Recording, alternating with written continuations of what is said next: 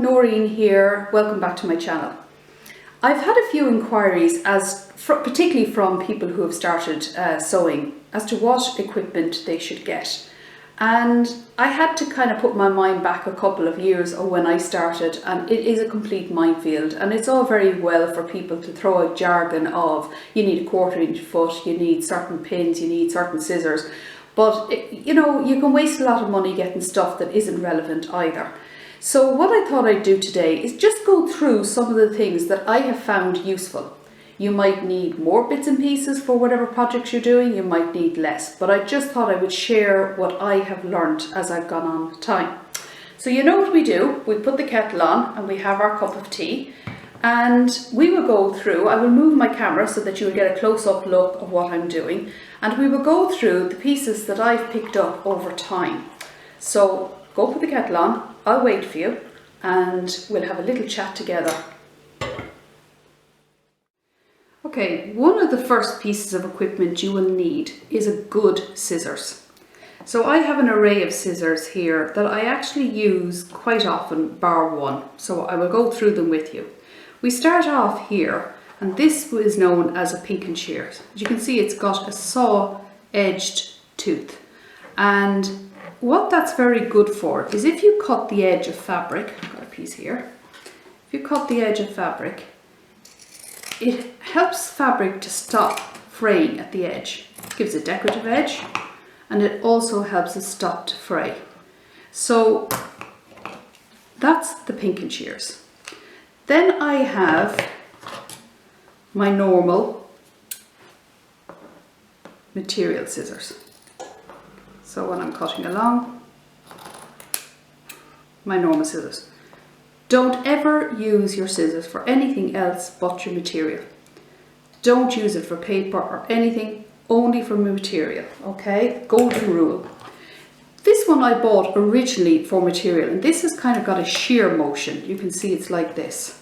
So if I go along, you're kind of just cutting along this way. Actually, this is now very blunt, and I'll explain why.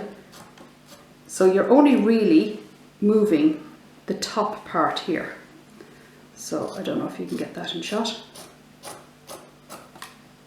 However, a member of my household did use this for paper, and it blunted it. So actually this is now only the scissors I use for paper. So when I'm cutting patterns, or if I'm cutting, if I'm doing crafts and I need paper cutting, this is the scissors I use, and it's very obvious, it's the black handle, so I know it's my paper scissors.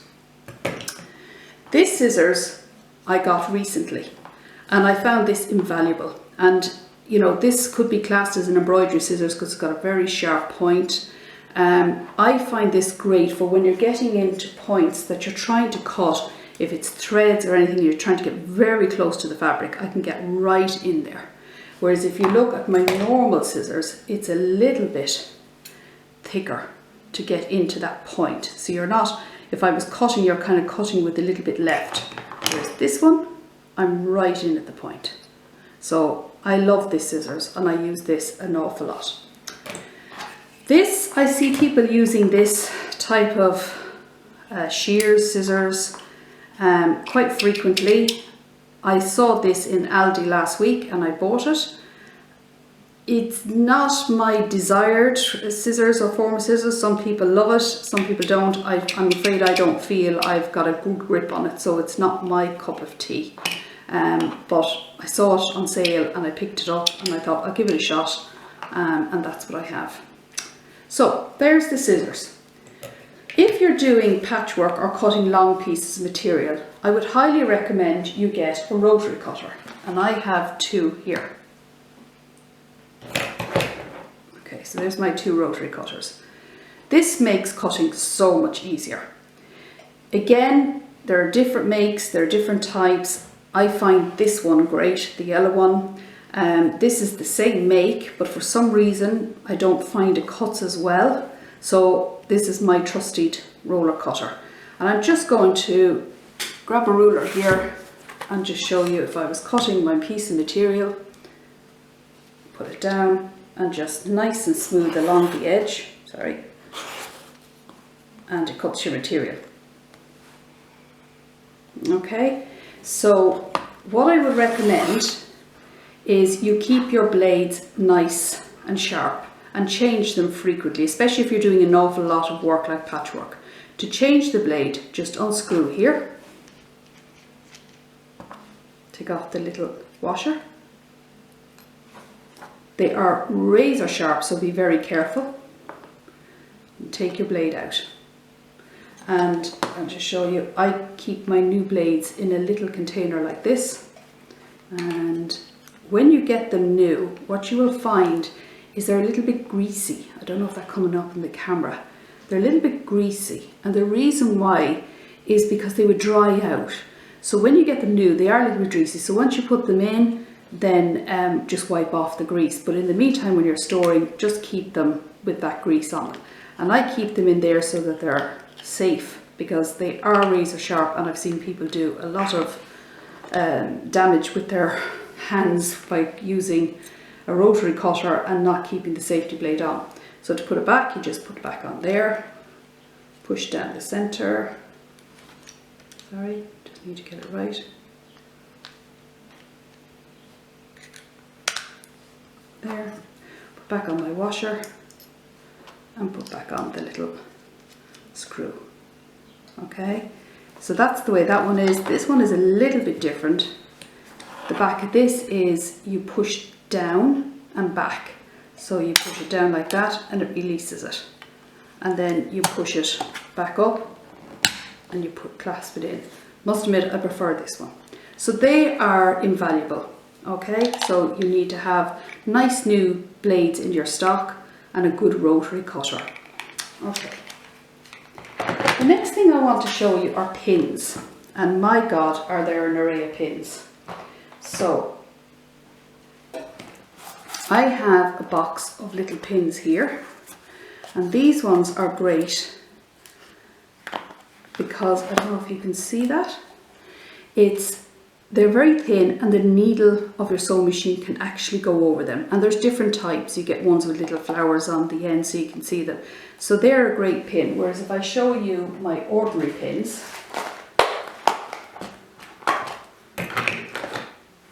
you can see the thickness. So they will damage your needle if your needle from your sewing machine went over them. So these pins I keep for if I have to go. I try not to, because it does slightly blunt your needle on your sewing machine. So if I have to, then I use these ones. Okay, so they're the pins. Now I want to show you safety pins. We're going to imagine that this is a quilt for a bed. So we've got our backing, we've got our wadding, and we've got our quilt top. And when you're quilting, you need to hold these three pieces of material in place so that they don't come apart. And we use pins. And here's an ordinary safety pin. Oops. That when I started out, I was using, but they are awkward. And I've learned that there are these ones with a little curve in them, because they make it easier to scoop in. So if I give you an example, if I put this in, it automatically goes through the three and back up, and they're easier to pin on. When you're doing an awful lot of them, it is much easier than the flat pin and trying to get it to curve back up through the material without actually moving the material. So these pins are an awful lot easier. So if you're doing patchwork or quilting, I would recommend the curved pins. So that's pins, and the next thing you'll need is your needles. And if you're working on a sewing machine, then you'll have a variety of needles. So you have universal needles, you have needles for denim, you have needles for silk. Again, it depends on your machine. I would ask whoever you buy your machine off to get a packet of needles and keep them. I have a packet of the universal all the time with me, because then it kind of does most of the materials that I'm using. And I keep mine in a little container like that, and it's just handy and neat and tidy, and you know where to go. So I keep all my stuff in little containers so I can put my hand in easier, and when I'm putting them away, if I show you, there's my pin box, and this is my clip box, and I'll show you my clips. If you don't want to pin something, if you're working on something, I have found these invaluable. Have to be honest, find them great. Normally, if you're working on something and you want to pin it together, you get to the corner and you pin like this. So that's fine. This works on the same principle. So what you do is you just put the three together and you clip. And it still holds your pieces in place. I use these all the time and I have to be honest, I find them invaluable. Again, I have put them in a little container, but I want to show you the size of the container they do come in. And it's quite a big container. And again, a little tip that I would give is have a supply in small containers that if you did go on a course, you can bring what you need. I don't want to carry that if I went on a day sewing course. I don't want to carry that size of container. So this is quite handy for me. And having my little lid on top of it, I know they're safe and sound, ready to go. So that's another little tip. And also, if you're ever going on a course, what I would recommend is you put your name on everything. Because things get mixed up, someone else might have the same scissors. So I literally have put my name on everything. And I've also got this as a loop that if I wanted to hang them up on a pegboard in my craft room, I have them, but it has my name and I can't lose any of my products because they have the name. And inside my boxes, I've literally put in what they are, or underneath some of them, you will see I have my name inside. Because when you're packing up and tidying up, what you find is everyone is sorting out everything. It's the end of a day of a sewing, a nice day, and you want to put your stuff away and things get all a bit mixed up with someone else at the table or whatever. So I find if my name is on everything, I know exactly what I'm putting in. I'm not taking anyone else's by mistake and they're not taking mine. Again, on my rotary cutters, I've done my name as well, so nothing gets lost. Another little tip I would give for when you're sewing is have a little container, doesn't matter what container, at your table to catch all the oddments. I made this and I'll actually do a video on how to make one, and I made it actually out of a Pringle box. And I literally open it, so if I was again on a craft day or if I was sewing in my house, I would just have that on my table, and any bits of threads that I have that I'm cutting off, I just throw them in.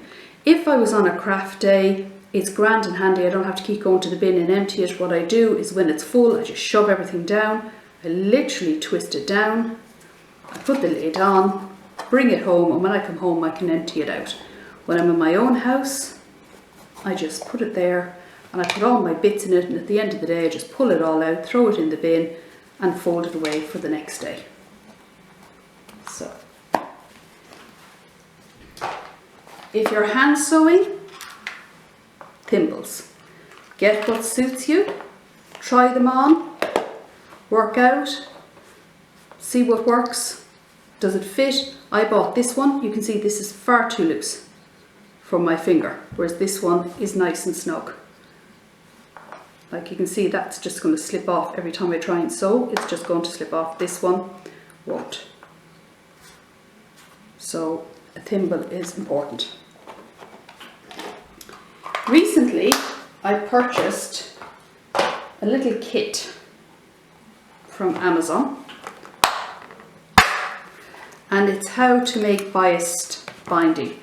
If you look at my video on making the Easter bunting, I showed you how to make binding, and it's not that difficult, but this is just an easier way of doing it, so that if you look at me when I made the binding, the last one, if I can get a piece of material here, when we were working on the binding, we folded it in half to get our halfway mark. We fold that in half, we fold that in half, and then we kept pressing in between, and then we folded in half again and we got our binding. These are little pieces where you put, now mine is too big at this stage, but you put your material in the width, you've got a little stick to pull it through. So you get started here, and then you just keep pulling it and it automatically gives you your binding. I don't know if there'll be a picture in there to show how you do it. There's kind of how you do it. you put your material through, you press as you pull it out the outside, and you get your binding. So it saves you having to do all that pressing first. Okay, I haven't used it yet, looking forward to using it, but I do think it's good to know how to make binding. So if you go back to the rabbit video, the bunting, I would recommend you have a look so that you know how to do binding, because if you don't have this equipment, it's really not that difficult either. Okay, so the next thing I want to show you is if you need to mark out on your material, you don't want that marking to stay on the material. And I have a few here, if I get a clean side now, I'll show you. I have a few pieces here. There are different pens you can get where you can mark with one and the other one erases. And if I put the mark along here, now I will say this eraser was left open, so it mightn't be very good at this stage, but you rub over it and it takes it away. Okay, so there's that type. There's this type which has chalk in it, okay, like a tailor's chalk. And again, you can mark where you need and then it rubs off. Does leave a little bit of a stain like that, but if you're washing your item afterwards, that should disappear. And then there's this type, which is very, very fine. I don't know if you'll even see that. Okay, and this is water. So this part comes with it, and if I just give it a squeeze, get water across it, it disappears. And they're little things that help if you have to mark something and you don't want the mark to stay on your material. Or then you have the old-fashioned tailor's chalk, the all reliable, as they say. And again, it's a bit hard to see on there, down here, and it does wash off. Okay. Now, when I started sewing, I honestly went out and bought every colour thread there was, and it was a pure waste of money because I don't think I've used half of them other than to sew the same coloured buttons. These are the colours I use all the time. If you were doing a decorative stitch on top of your material, so if again I go back here, if you wanted to do a purple stitch or a gold stitch on this, then yes, you have to have your coloured thread in the top of your machine and in the bobbin. However, for when you're sewing something on the wrong sides, no one's ever going to see it. So these are the three colours I use all the time, and I would say out of those, these are the same two I use all the time, the cream and the grey. They're the colours. And just so you know, when you put them on your machine, when I first got these ones and I was putting them on machine, I was trying to put them on with this, and then I realised that is actually just to make them stand neatly on your workbench, but in fact that comes off and it goes on your machine. So just a little tip there. Okay, so now we're going to discuss boards, and I have one here which is 12 by 12 square. You can see it there. And I love this one. One, it's very compact, again, if you're going off for a day or even on the table beside you. But what I love most about this one is it rotates. So the bottom stays solid and the top moves around like that. And where that's very handy for is, I've got a piece of material just to give an example. This is a 5-inch square, and we'll say I wanted to cut this very even. So I would get my ruler and I would go 2.5. Just check that, sorry.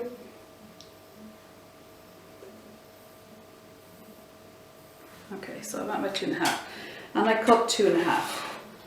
And by the way, when you're using your rotary cutter, be sure to put the safety blade up before you put it down. And what you could do is you could go to the other side of the table and try and cut from that angle. But if you're like me, sitting at your table and you don't have to keep getting up and turning around over your table, you literally turn your mat. You're not disturbing the cut, everything is staying in place, and you go back into your 2.5.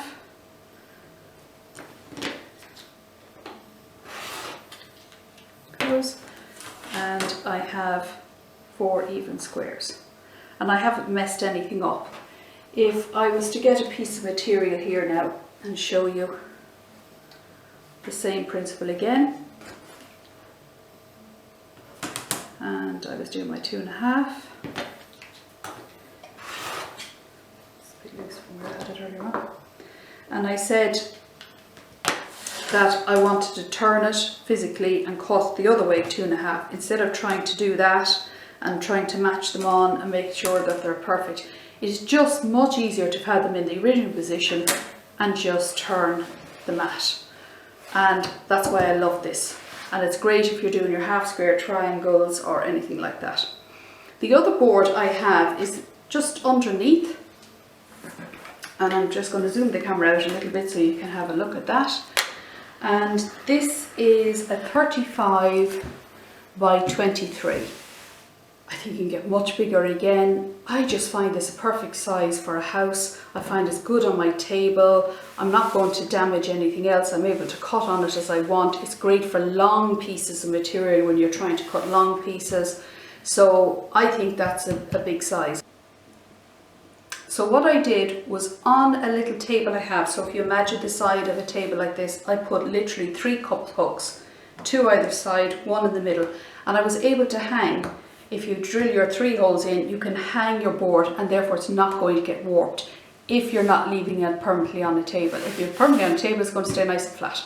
So the next thing I want to show you is my mat. This is my little ironing mat. And I got this from Zany Girls in America. Again, I'll put the link of all these things that I know of down below. And this is a thick woolen mat. This has been invaluable. And what I love about this, you can put a pillowcase over it and cover it if you want. I use it as it is. And what is great about the mat is it absorbs the heat from your iron. And when you go to press something, like if you go to put your seams, I've just stitched 2 pieces of material together here. When you go to put your seams to one side and press, what it does is it not only presses this side really well, it presses this side. Rather than trying to go back over this side and then go back over this side, it just presses the seams nice and neat. But I'm going to have to show you now my new purchase, and I got this week and I'm absolutely thrilled. I wanted one of these for quite a while, and this is my little iron. Isn't that just the dinkiest little thing you've ever seen? So if you look at my other videos, you'll see I have a big iron beside me, and I kept wanting a little iron, one to use if I go on a course and to be able to travel with. 2, again, it's just neat on my desk and it just sits nicely here, and when you're doing lots of little seams in patchwork or whatever, and you keep wanting to press and having to get up to a big ironing board, this is just so handy. And what I liked is I also got a little case for it to come with, so I can put my iron in here. It's got a little water bottle, though I never use steam with patchwork, so I have my little case so I can travel with. But on my table, this is just an ideal size. So again, if I press here, and again, I've learned you don't iron, you press. So you just hold down, and then when you fold over, you get a nice seam side, and it's quite hot. Okay, so an iron, again, is an invaluable piece of equipment when sewing. And last but not least, I want to show you rulers. Again, an array of rulers. You can have every shape, size, whatever. Again, go for the basic. The rulers I have are a long ruler. This is a 6" by 24. I would recommend you get rulers that show the full inch and the ½ inch. And if you see here, the full inch is in white and the ½ inch is in black. So when you're cutting a piece of material, it's so much easier to work out, I want 2 inches from the material, or I want, if you turn your ruler the other way, you get your 2½ inches. So I would recommend that. So that's a nice long ruler to have in your stock, and I have a smaller version because again, you don't need the big long piece every time you come out. and this one is 4 inches by 12 inches. So there are 2 pieces of ruler you use, and the other one that I would recommend you get is a 12 by 12 square. And again, it gives you little pieces. You're trying to do smaller versions. So if I was trying to cut a 3-inch square out of that, or a 4-inch square out of that, it's easy to work out your squares on that now, see? So if I was doing there. So again, this one has a 1/2 inch. If I turn it the other way, I'm literally getting my 2-inch square just by cutting there and there. And if you did that in your rotary mat, no problem. So if you wanted to go to there, you're 3, 4, and this whole piece should be a 5-inch square anyway.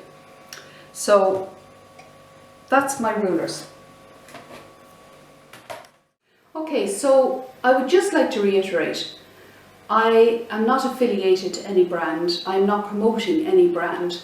I'm just trying to share my experience with all of you out there of the things that you kind of can acquire over time. You do not have to get all this in the first week. I would suggest the best pieces of equipment you start off with are a good scissors, decent pins, good quality thread, a rotary cutter, an iron, your best friend, a seam ripper, and a ruler. And I just want to show you something here. When I started off, that's the ruler I used, which was my school ruler 40 years ago.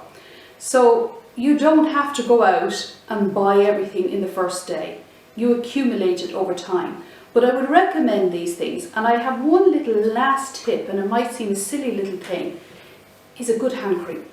And the reason why is your hands get dry and snaggy on material.